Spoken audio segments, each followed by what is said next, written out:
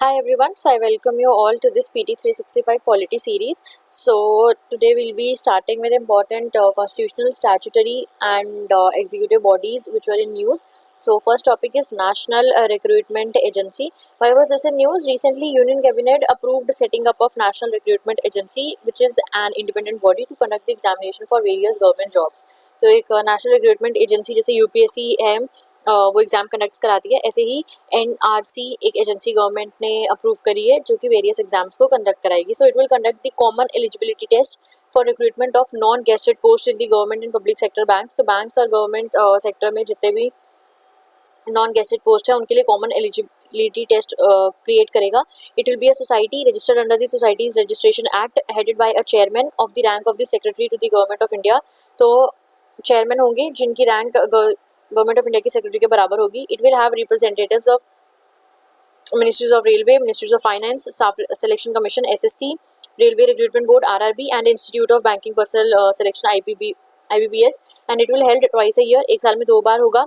Different exams होंगे graduate level के लिए, 12th लेवल के लिए, 10th के लिए, अलग अलग तीनों के लिए एग्जाम्स होंगे to facilitate the recruitment to vacancies at various levels. And ये initially it will be conducted for 3 agencies. अभी सिर्फ आरआरबी, आईबीपीएस और एसएससी के लिए ही होगा, but later it will be extended to all the future recruitments. And the examinations will be conducted in 12 languages, और धीरे धीरे करके इसको बढ़ा भी सकते हैं सो दैट हर कोई इस एग्जाम को दे सके. And it will be a first level test to shortlist the candidates and score will be valid for 3 years. तो ये पहला लेवल टेस्ट होगा, उसके बाद सेकंड लेवल होगा, फिर इंटरव्यू, और ये जो स्कोर होगा ये 3 साल के लिए वैलिड होगा सो दैट बच्चों का टाइम बच सके, और साल में 2 बार कराया जाएगा ताकि जल्दी से रिक्रूटमेंट प्रोसेस हो. Now there are some advantages also for students and institutions. So for students के लिए देखते हैं, it will replace the multiple examinations. तो बहुत सारे एग्जाम्स होते थे एक साल में, उनको सबको रिप्लेस कर लेगा. एक ही साल में 2 बार एग्जाम होंगे ये, तो एक ही एग्जाम होगा जिसको स्टूडेंट्स दे सकते हैं. It will encourage the women candidate at every district would be centre for examination. तो अभी क्या होता है कि सेंटर बहुत दूर दूर आते हैं, और बहुत सारे वुमेन्स है या फिर फिजिकली हैंडीकैप्ड स्टूडेंट्स भी हैं जो नहीं वहाँ पर पहुँच पाते हैं, and for security reason women's को नहीं जाने देते.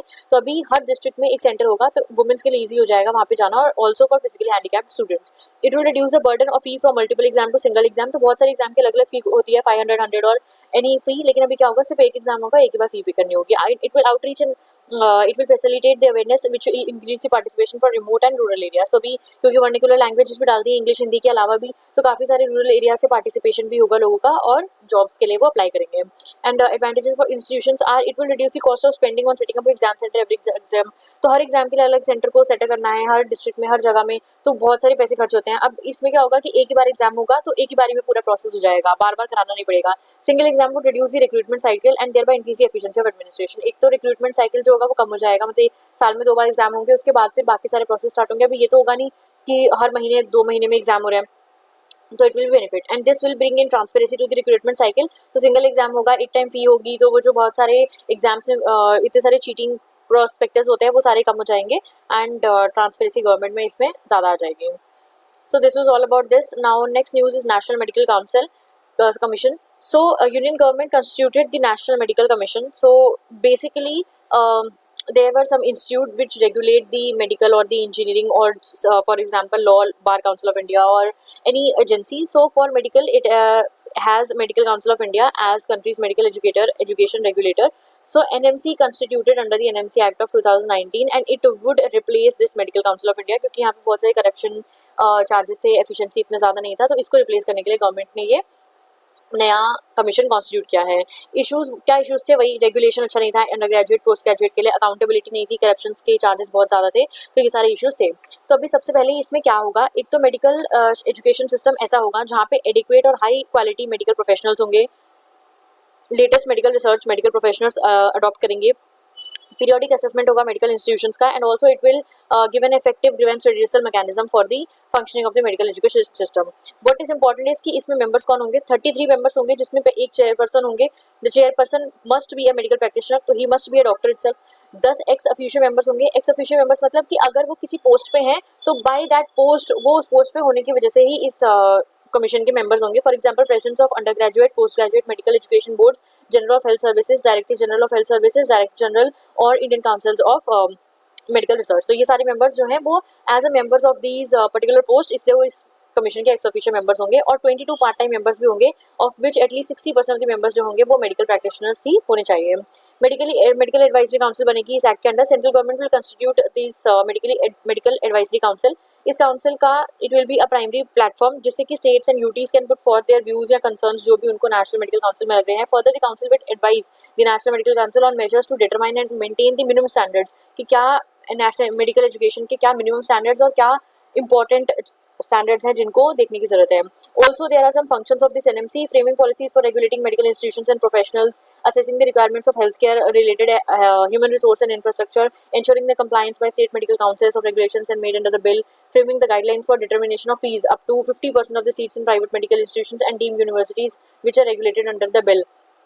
तो फीस क्योंकि प्राइवेट इंस्टीट्यूट मेडिकल इंस्टीट्यूट में बहुत ज़्यादा फीस होती है तो इन्होंने ये भी क्या है कि गाइडलाइंस करेंगे कि 50% सीट्स जो है उनकी फीस जो है ये कमीशन जो है वो डिटरमाइन करेगी.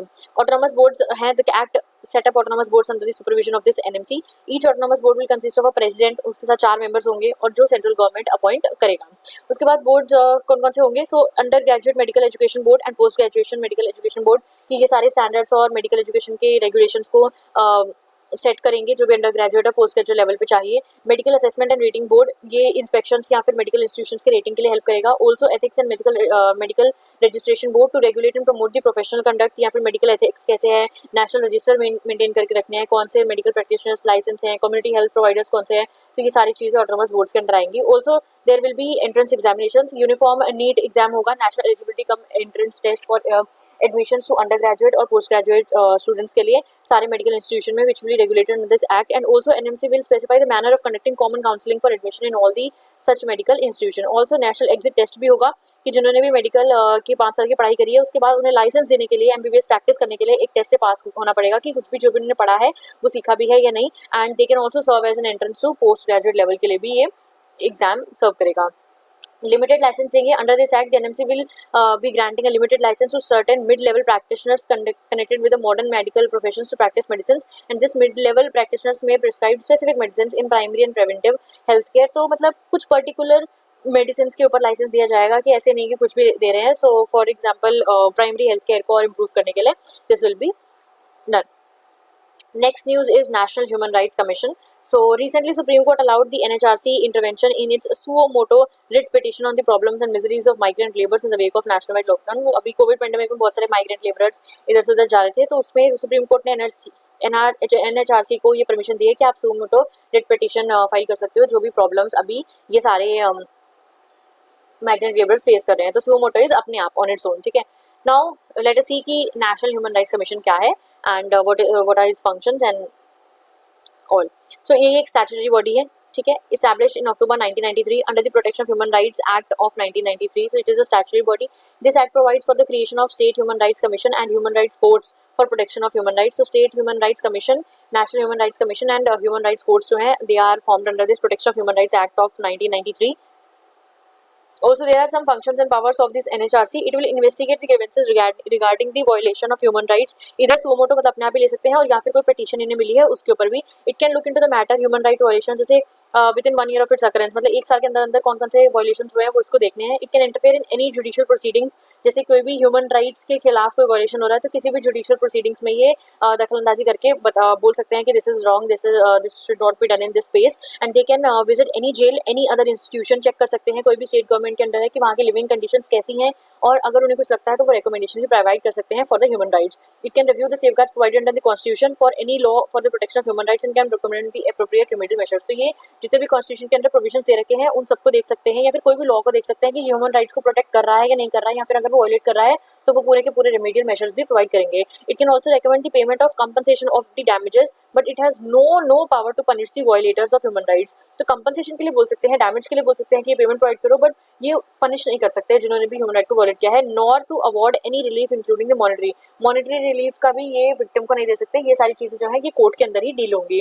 It can undertake and promote research in the field of human rights. It has the powers of civil courts की पावर है और इंटरिम रिलीफ भी दे सकते हैं बट जो पूरा प्रोसेस है जो पूरी प्रोसीडिंग्स है वो कोर्ट के अंदर होंगी. It submits it's annual report ये प्रेसिडेंट को देते हैं. फिर प्रेसिडेंट उस रिपोर्ट को पार्लियामेंट में ले डाउन करते हैं because it is a parliament जिसने इस NHRC को बनाया है और उन्हें पता चलना चाहिए कि NHRC क्या काम कर रही है क्या नहीं. Recently, Parliament passed the Protection of Human Rights Amendment Act of 2019 to bring the transparency of the selection process of the chairperson and members of the NHRC. तो कुछ amendments हुए हैं. So now let us see जो original act 1993 का and the amended act of 2019. Let us see कि composition में क्या क्या चेंजेस हुए हैं. Under this act the chairperson of the NHRC is a person who has been a chief justice of supreme court. तो 1993 में क्या था कि जो चेयरपर्सन है वो सुप्रीम कोर्ट के रिटायर्ड चीफ जस्टिस होने चाहिए, ठीक है. और लेकिन अभी 2019 में क्या कर दिया है कि वो चीफ जस्टिस हो सकते हैं सुप्रीम कोर्ट के और जज ऑफ सुप्रीम कोर्ट की. जरूरी नहीं है कि चीफ जस्टिस ही हो, क्योंकि चीफ जस्टिस तो एक ही है. तो इसकी वजह से क्या था कि बहुत सारी बार चेयरपर्सन की जो पोस्ट है वो खाली रहती थी, कि बहुत सारे रिटायर्ड सुप्रीम कोर्ट जजेस थे don't want to be the part of this NHRC chairperson. So अभी क्या प्रोविजन कर दिया है कि सुप्रीम कोर्ट के जज भी जो है वो चेयरपर्सन के लिए आ सकते हैं. ये 1993 एक्ट में 2 पर्सन थे जिनको ह्यूमन राइट्स की नॉलेज होगी as the members of NHRC. But अभी अमेंडमेंट है कि 3 पर्सन होने चाहिए, मतलब एक चेयरपर्सन 3 पर्सन, और उसमें से एक तो वुमेन होनी चाहिए ताकि यहाँ पे और ज़्यादा accountability हो सके and gender neutral. Under this act, the chairperson of various commissions such as National Commissions for SCs, STs and National Commissions for Women, they are members of the NHRC. तो 1993 में SCs, STs और women का जो National Commission है वो इनके members हैं. But 2019 में इन्होंने क्या कर दिया कि for backward classes for the protection of child rights and the chief commissioner for the persons with disabilities, इनको भी members बना दिया. It provides including the chairpersons of this all. तो अभी SC, ST, women plus backward classes plus protection of child rights and plus the persons with disabilities के members भी यहाँ पे NHRC के member होंगे. Chairperson of SHRC, that is State Human Rights Commission. Under this act, the chairperson of SHRC is a person जिसको who has been Chief Justice of High Court. इनमें भी यही provision है कि Chief Justice of High Court or the Justice or any judge of the High Court could also be the chairman of SHRC. Office of term कितना है? This act 1993 वाला act it provides the chairman and members of the NHRC and HSRC will hold the office for 5 years until the age of 70 years. तो 5 साल या 70 साल.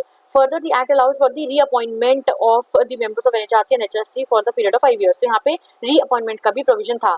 But अब यहाँ पर 2019 में एक तो 5 साल से कम करके 3 साल कर दिया है एंड 70 years का प्रोविजन ऐसे है. तो इट इज़ या तो 3 साल या आपकी 70 years हो गई, यहाँ पे 5 साल या 70 years था. यहाँ पे फर्दर 5 साल का और रीअपॉइंटमेंट था, बट यहाँ पर ये जो 5 year की लिमिट थी रीअपॉइंटमेंट के लिए उसे हटा दिया गया है. ऑल्सो फॉर यूनियन टेरिटरीज पहले कुछ भी नहीं था, बट अभी provides for the central government में confer the SHRC functions being discharge by UTs. Functions relating to human rights in the case of Delhi will be dealt by the NHRC. तो दिल्ली के case में एनएचआरसी डेल्ट करेंगे और बाकी unities के लिए, बाकी यूटीज के लिए एसएचआरसी जो है वो कन्फाइन किए जा सकते हैं by the central government. Now, next news is about Central Vigilance Commission. So, it sent public suggestions to the ministries for systematic changes and sought the suggestions as a part of its preventive vigilance focus rather than punitive. मतलब ये नहीं है कि corruption हो गया है उसके बाद ये देखेंगे. इसमें ये है कि पहले ही करप्शन होने से पहले ही जो है प्रिवेंशन देखना है. The exercise is first its kind and intends to bringing systemic improvement. अभी सिस्टम इम्प्रूवमेंट की बात चल रही है इस चीज़ को लेकर to various ministries and departments कि इसको इम्प्लीमेंट करके हम प्रिवेंटिव विजिलेंस देखेंगे, ना कि punitive vigilance approach. So what is CVC about? It was set up in 1964 on the recommendations of the Santanam Committee to advise and guide the central government agencies in the field of vigilance. And 2003 में जाके it was granted the statutory status. तो पहले इसको ये executive order से आया था. Statutory status it was granted in 2003. It is a multi member body है जिसमें सेंट्रल विजिलेंस कमिश्नर है chairperson and not more than 2 vigilance commissioners. तो एक चेयरपर्सन एंड 2 विजिलेंस कमिश्नर्स है. They are appointed by the president on the recommendations of 3 member committee. 3 member committee होंगी which consist of prime minister, union minister of home affairs and leader of opposition in the Lok Sabha. Also, there is some related news, that is Integrity Pact. Recently, the CVC has amended the Standards Operating Procedure (SOPs) on adoption of Integrity Pact in the government organizations. जितने भी procurement activities हैं या फिर जो maximum tenure है integrity external monitors के लिए, तो उसको 3 साल कर दिया है. Now let us see what is this Integrity Pact is all about. It is a vigilance tool that envisages an agreement जो भी vendors हैं, bidders हैं या फिर buyers हैं, which are committing both the parties not to exercise any corrupt influence. मतलब जो लोग भी कुछ भी काम कर रहे हैं, bidders हैं, buyers हैं, vendors हैं, कोई करप्शन नहीं होना चाहिए उसमें. And its implementation is assured by एक इंडिपेंडेंट एक्सटर्नल मॉनिटर जो है उसको एश्योर करेंगे कि हाँ आपको इसका इम्प्लीमेंटेशन देखना है. who are the people of unimpeachable integrity and thus IP is both a legal document and a process also. और इसको बहुत सारे लीगल सेटिंग्स में अडॉप्ट किया गया है. It was developed by transparency international एक बॉडी है जो कि करप्शन परसेप्शन इंडेक्स और ऐसे इंडेक्स निकालते हैं सो दैट गवर्नेंस में जो ट्रांसपेरेंसी है वो बनी रहे. 1990s में it was developed. Other news is Law Commission of India. ये बहुत बार न्यूज़ में रहती है. So recently 22nd Law Commission was constituted by the central government. What is Law Commission? Now let us see. It is a non-constitutional और non-statutory body है which is constituted under the government of India from time to time.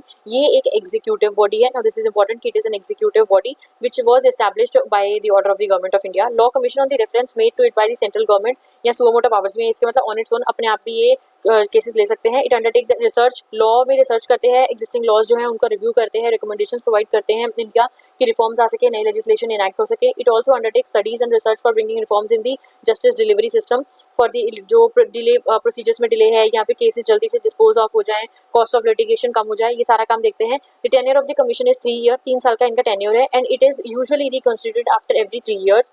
Composition of the law commission is chairman, जो full time chairman है, उसके बाद 4 full time members हैं including the member जो secretary है। Secretary of department of legal affairs is the ex officio member है, क्योंकि वो एक लीगल अफेयर्स के डिपार्टमेंट के सेक्रेटरी है, इसलिए वो इस लॉ कमीशन के मेंबर होंगे।